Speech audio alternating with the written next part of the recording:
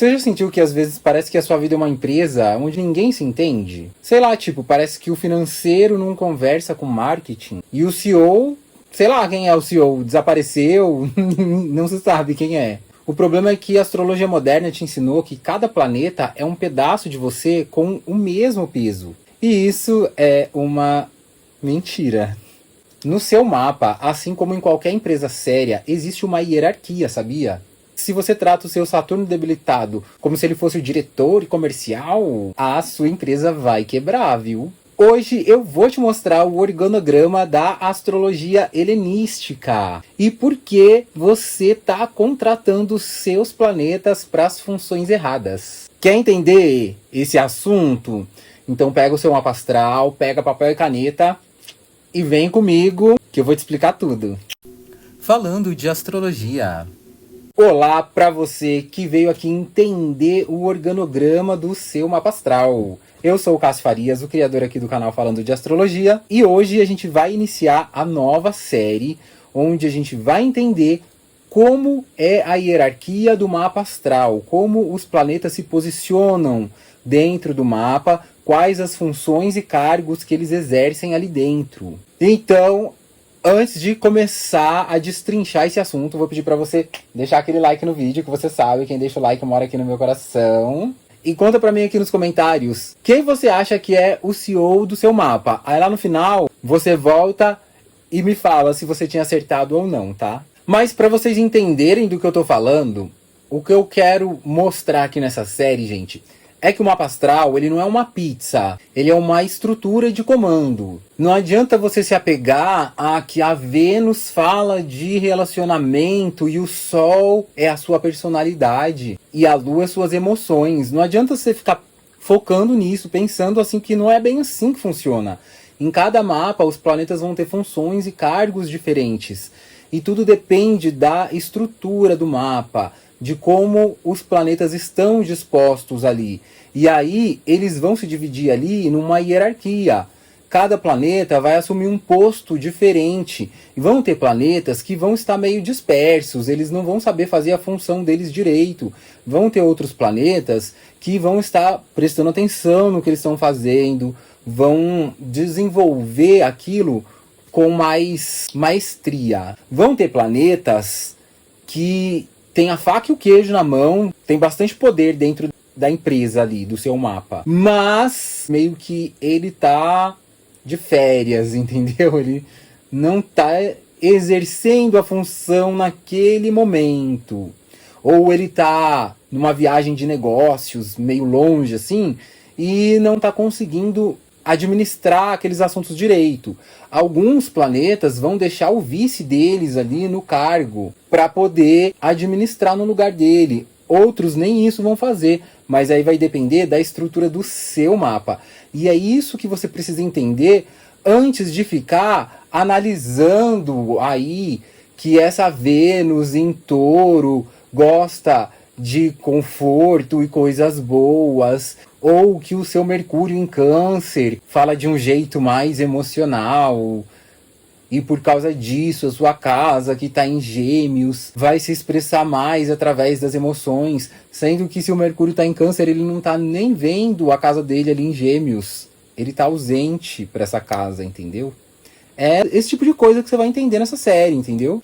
Outra coisa que a gente vai ter que entender aqui também é a diferença do que é um funcionário e do que é um departamento. Então, a gente vai notar que os planetas, eles são os funcionários da empresa. E os signos são os departamentos, são os lugares, entendeu? Na verdade, o departamento é a casa, porém o signo é a casa. Então o signo mostra quem é o diretor daquele departamento, entendeu? Digamos que o signo, ele vai dar o contexto da estrutura daquele departamento, que é a casa, né? Porque o signo é a casa, gente, vocês têm que ter isso em mente, que o signo é a casa. Não existe uma separação de uma coisa é um signo, outra coisa é a casa, não. O signo é a casa, mas o signo é a casa dentro do contexto do seu mapa. Não é que tem um signo específico para cada casa, não. É que a posição dos signos dentro do seu mapa vai mostrar quais são as casas, tá? Então, se você tem o Sagitário no ascendente, o Sagitário é a casa 1, o Capricórnio é a casa 2, o Aquário é a casa 3, entendeu? É assim que vocês têm que pensar, tá? O signo é a casa, entendeu? Outra coisa que a gente vai ter que levar em consideração aqui também é que nem todo planeta tem o poder de assinatura, nem todo planeta está numa posição de comando. Alguns planetas no seu mapa são apenas estagiários, eles não vogam muita coisa. Eles respondem para outros que estão acima deles. Às vezes, esses planetas estão em departamentos onde eles não conseguem ter um destaque. Então não adianta você esperar grandes coisas de um planeta que está num departamento onde ele não tem visibilidade nenhuma. Ou num departamento que ele até tem visibilidade, porém é um departamento onde ele não tem tanto poder de atuação, ele não consegue fazer muitas coisas, porque está mais abaixo. Tem departamentos que são mais acima, e ali naqueles de cima é que está o verdadeiro poder de comando, entendeu? Só que às vezes o planeta está num departamento mais acima na hierarquia, porém ele até exerce um cargo ali, só que ele é fraco, ele não é tão competente assim, ou ele não tem muita força, não tem muito pulso firme, sabe? Às vezes o planeta está num departamento onde ele não tem tanta credibilidade, digamos assim, porém ele é extremamente competente e tem muitas habilidades e domina a técnica das coisas que ele tem que fazer. Então esse planeta, ele até vai ter um certo destaque, porém você tem que entender que o departamento que ele pertence é um departamento que não chama atenção dentro da empresa. Então, ele pode até ser um funcionário que se destaca ali dentro daquele departamento, mas será que ele tem chance de crescimento na empresa? A gente tem que conseguir discernir essas coisas, entendeu? Então, gente, vocês vão ver que na técnica helenística a gente busca quem tem autoridade para fazer as coisas. A gente não simplesmente fala assim, o Saturno vai trazer problemas para sua vida, o Júpiter vai trazer expansão. Será mesmo? Você não sabe como que ele está funcionando dentro do seu mapa. Às vezes, o Júpiter não vai conseguir expandir tanto assim. E às vezes o Saturno não vai ser um grande problema no seu mapa. Às vezes ele vai até ser a solução para muitas coisas. Então você tem que ter essa malícia para poder entender o mapa, entendeu? Agora, gente, vamos entender qual é a lógica de contratação dos planetas. Para isso, a gente tem que entender a dignidade do planeta e a condição do planeta. Primeira coisa que a gente vai ter que analisar é o currículo desse planeta. O currículo é em qual signo ele está, porque o signo vai dizer qual é a dignidade dele, assim como o seu currículo mostra quais são as suas habilidades, as competências que você tem.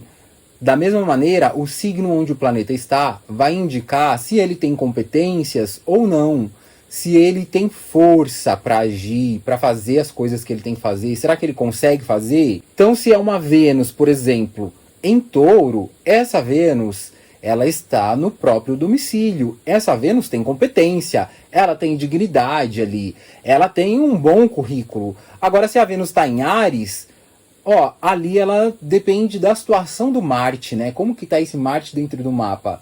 Será que esse Marte está favorecendo? Será que não? Então ela vai depender inteiramente da situação do Marte. Ou seja, você já sabe que não importa qual seja o departamento que ela vai atuar, ela vai responder para esse Marte. E aí, se o Marte não tiver numa situação favorável, a questão ali que a Vênus vai trabalhar vai ficar mais difícil, entendeu?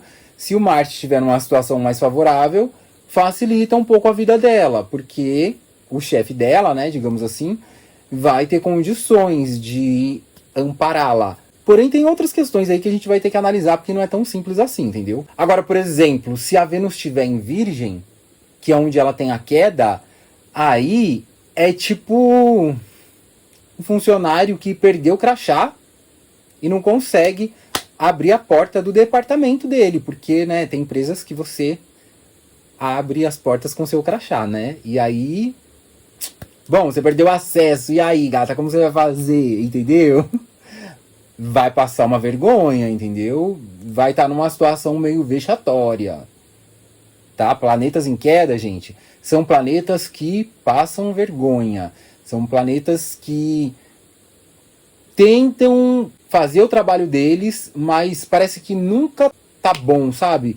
Parece que ele tem que estar o tempo inteiro se provando e muitas vezes acabam apontando o dedo para ele, dizendo que ele não tem competência.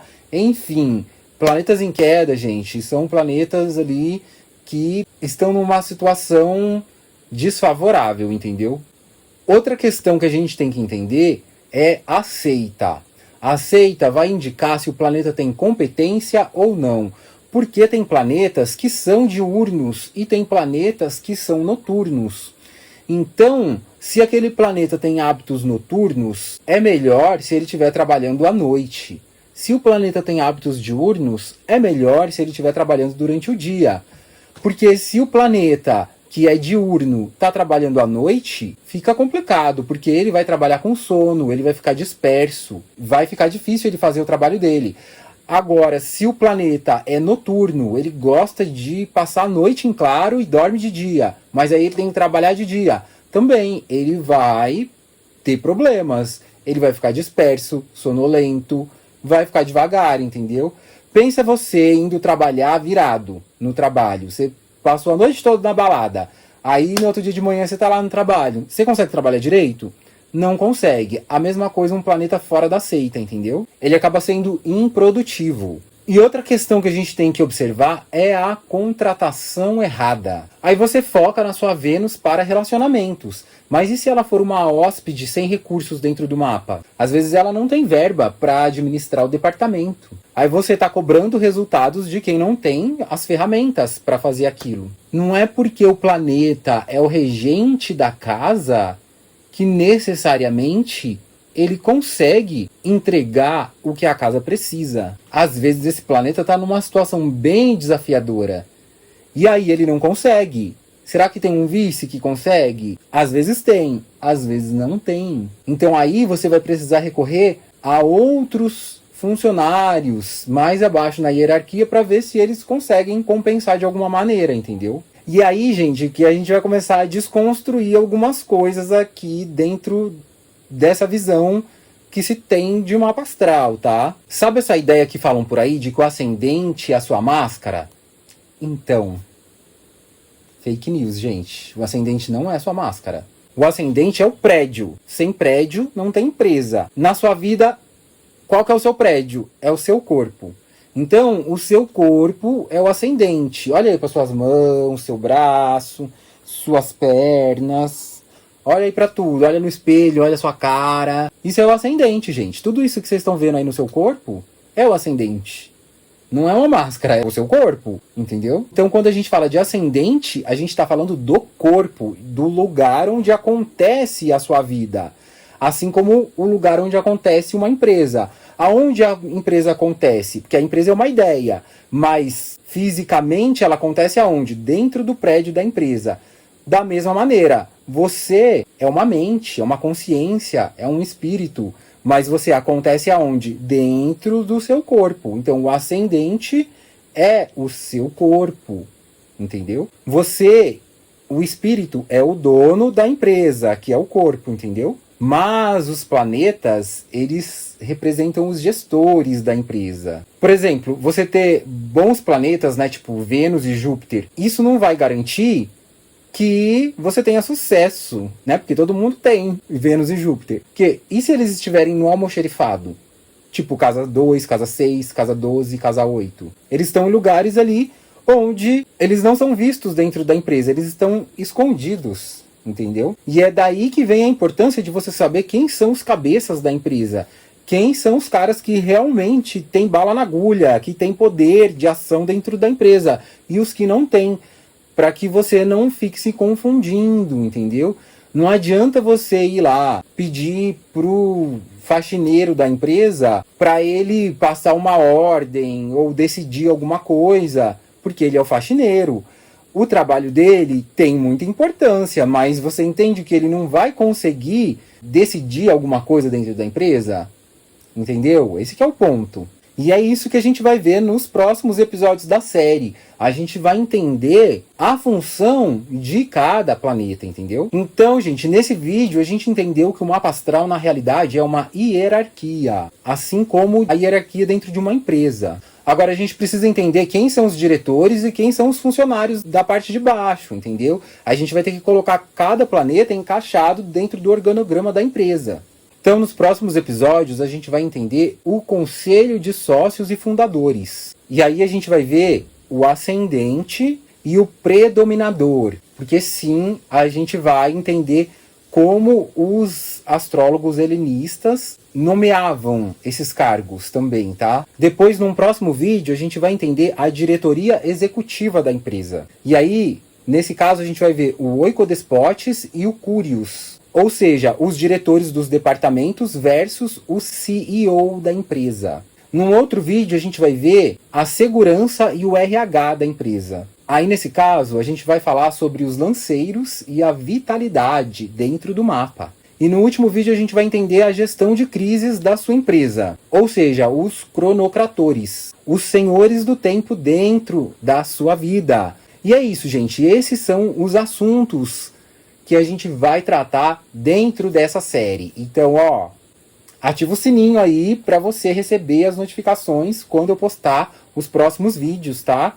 Porque você não vai querer perder, né, essa série, que isso daqui vai ser um divisor de águas para você entender o seu mapa de uma vez por todas, hein? E é isso. Antes de sair, confere se você deixou aquele like pra você morar aqui no meu coração, hein? Verifica se tá ativado o sininho aí. E se você não tá inscrito ainda, tá esperando o quê pra se inscrever? Tem que se inscrever, poxa. Não, você não vai receber os vídeos. Bom, aqui estão aparecendo também outros vídeos pra você ir continuando seus estudos. Se faz mais de uma semana que esse vídeo foi postado, já tá aqui do lado também o próximo vídeo da série, onde a gente vai falar sobre o Conselho de Sócios Fundadores.